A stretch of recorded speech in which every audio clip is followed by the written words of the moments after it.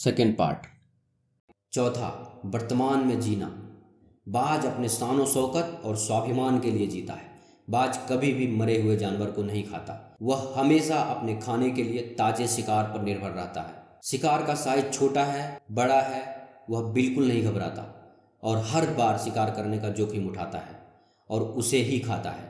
दोस्तों, जो सक्सेसफुल लोग होते हैं वो विजेता होते हैं। वह अपने पास्ट को अपने प्रेजेंट पर हावी नहीं होने देते, क्योंकि वे जानते हैं कि एक बार जो उन्होंने अपने पास्ट को प्रेजेंट में जगह दे दी तो उनका पास्ट कभी उन्हें प्रेजेंट में रहने नहीं देगा।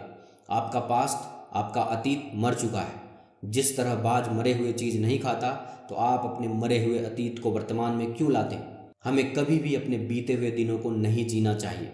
एक सक्सेसफुल और शानदार जीवन के लिए हमें अपने वर्तमान में जमकर मेहनत करना चाहिए। वहीं यदि हमारा अतीत किसी कारण से दर्दनाक रहा है तो भी उसे अपने वर्तमान को खराब करने की इजाज़त नहीं देनी है। हमें आज में जीने की कोशिश करनी चाहिए। यही सबसे बड़ी सीख है। पांचवा, बाज मजबूत इरादों और इच्छा शक्ति वाला होता है। बाज का इरादा बहुत मजबूत होता है।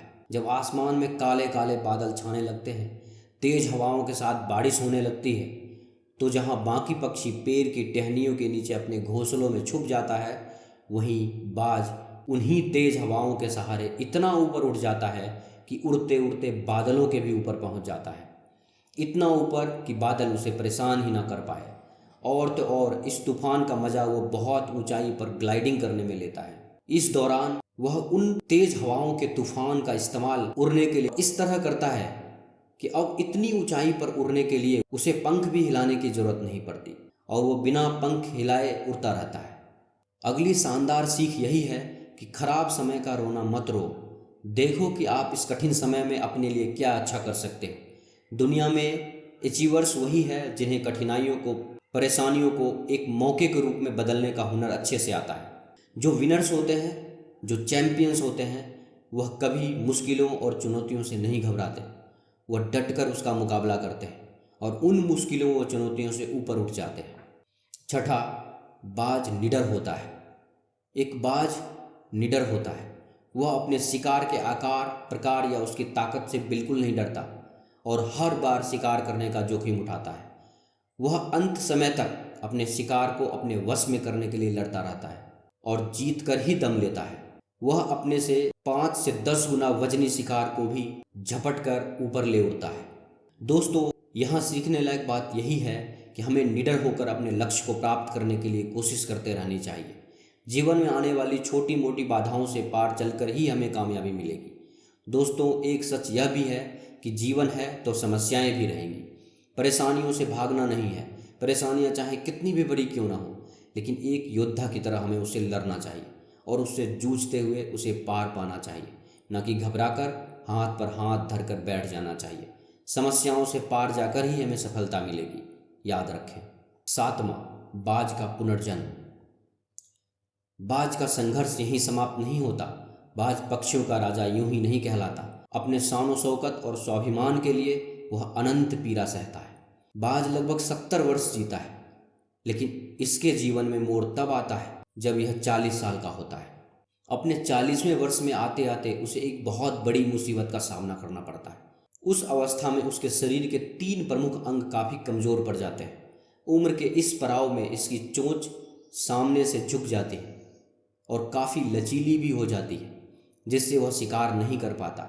इसके पंख इतने भारी हो जाते हैं कि ये छाती से चिपक जाते हैं और पूरे खुल नहीं पाते हैं, जिससे उड़ने में तकलीफ होती है। इसके पंजे, जिससे ये झपट्टा मारता है, उसके नाखून टेढ़े हो जाते हैं, जिससे शिकार पकड़ने में काफ़ी दिक्कत होने लगती है।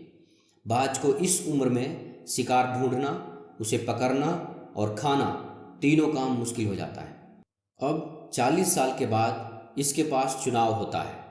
पहला, या तो भोजन के बगैर मर जाए क्योंकि उड़ नहीं सकता, शिकार कर नहीं सकता, पंख भारी हो गए, उड़ने में दिक्कत है, शिकार पकड़ नहीं सकता क्योंकि पंजों में वो पैनापन नहीं रह गए, और पकड़ मिले चोंच से वह भी खड़ा। दूसरा, अपनी प्रवृत्ति छोड़ गिद्ध की तरह मरे हुए शिकार और त्यक्त भोजन पर निर्वाह करे। या फिर तीसरा, स्वयं को ट्रांसफॉर्म यानी पुनः स्थापित करे। जहां पहले 2 विकल्प आसान है और तुरंत होने वाला है, वहीं तीसरा विकल्प संघर्षपूर्ण और अत्यंत पीड़ादायी और लंबा है। अब 40 की उम्र में बाज मरने का चुनाव कर सकता है, पर बाज ऐसा नहीं करता है। बाज पीड़ा को चुनता है और अपने साहस का परिचय देता है। जिंदगी या मौत के इस कठिन दोराहे पर वह जिंदगी को चुनता है। एक बाज इस कठिन समय में खुद को ट्रांसफॉर्म करने की चुनौती को स्वीकार करता है। किसी निर्जन और सुदूर क्षेत्र में जाकर खुद को एक नया क्लेवर देने की कठोर साधना करता है। वह किसी पहाड़ के सबसे ऊंची चोटी पर चला जाता है, एकांत में घोंसला बनाता है और तब प्रारंभ करता है पूरी प्रक्रिया। सबसे पहले वह अपनी चोंच पत्थर पर मार मार कर लहूलुहान हो जाता है। बाज इस दौरान अनंत पीड़ा से कराह रहा होता है, पर वह पीड़ा सहता है और अंत में अपने चोंच तोड़ देता है और नए चोंच के पुनः उगाने की प्रतीक्षा करता है। यही कहानी उसके पैरों के नाखूनों के साथ होती है। वह अपने नाखूनों को पत्थर पर रगड़ रगड़ कर उन्हें भी तोड़ देता है और इंतजार करता है अपने नए चोंच और नाखून के उगाने का। अंततः बाज को अपनी तपस्या का फल मिलता है और प्रकृति उसे उसके चोंच और नाखून फिर से वरदान स्वरूप देती है। कहानी यहीं खत्म नहीं होती। अब बारी उसके भारी पंखों की होती है। नए चोंच और पंजों के उग आने के बाद अपने भारी पंखों को वह नोच नोच कर जिस्म से निकाल देता है। इस दौरान उसका पूरा शरीर लहूलुहान हो जाता है। पीड़ा इतनी कि कोई जीव अपनी प्राण त्याग दे, पर इतनी पीड़ा न सहे। पर बाज अपने स्वाभिमान और अपनी नई जिंदगी के लिए वह सब सहता है और प्रतीक्षा करता है नए पंखों के उग आने की। करीबन 6 महीने की पीड़ा और प्रतीक्षा के बाद उसके नए पंखों स्वरूप एक नया जीवन मिलता है। तब कहीं जाकर उसे मिलती है वही भव्य और ऊंची उड़ान, पहले जैसी नई और शानदार। और फिर से वह अपनी बाकी की जिंदगी उसी शानो शौकत से जीता है। एक बार इस दर्दनाक ट्रांसफॉर्मेशन से गुजरने के बाद वही बाज जो पहले ठीक से उड़ नहीं पाता था, अब वह 30 साल और जीता है, ऊर्जा, सम्मान और गरिमा के साथ, नील गगन के बादशाह बनकर। अब वह अपने जीवन की सर्वश्रेष्ठ उड़ान भरता हुआ पुनः अपनी जिंदगी का स्वागत करता है, वापस बादशाह बनकर लौटता है अपने इलाके में। इसी तरह एक सफल इंसान भी एक बदलाव से ही आगे बढ़ता है। उस बदलाव के कारण उसकी आलोचना होती है, उसे गलत कहा जाता है, लेकिन वो इंसान अपनी मंजिल की ओर बढ़ता ही रहता है। जिस तरह बाज एकांत में खुद को बदलता है, उसे कोई फर्क नहीं पड़ता कि कोई क्या कहेगा, उसी प्रकार हमें भी एकचित्त होकर ईमानदारी से मेहनत करनी चाहिए और नकारात्मक चीज़ों से सदा दूर रहना चाहिए। दोस्तों, यदि आप भी जीवन में स्टक हो गए हैं, थके हुए और निराशा का अनुभव करते हैं, तो आपको अपने आप को रिसेट करने की ज़रूरत है। उस बाज की तरह अपने जीवन में निर्बल हो रहे इच्छा शक्ति, कठोर मेहनत और प्रयास की धार को तेज करनी होगी। अगर ऊपर वाले ने हमें ज़िंदगी दी है, तो इस ज़िंदगी में नई ऊंचाइयों को छूना हमारी जिम्मेदारी है।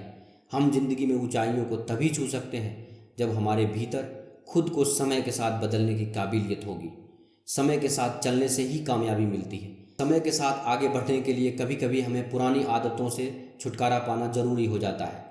चाहे यह काम लाख मुश्किलों भरा हो, लेकिन ये बदलाव खुद की सक्सेस के लिए ज़रूरी हो जाते हैं और हमको इसे बेझिझक और मजबूती से खुद पर अप्लाई करना चाहिए, ताकि हम सफलता की राह पर आगे बढ़ते रहें। हमारी ज़िंदगी में कई ऐसे पल आते हैं जब हमें परेशानियों का सामना करना पड़ता है।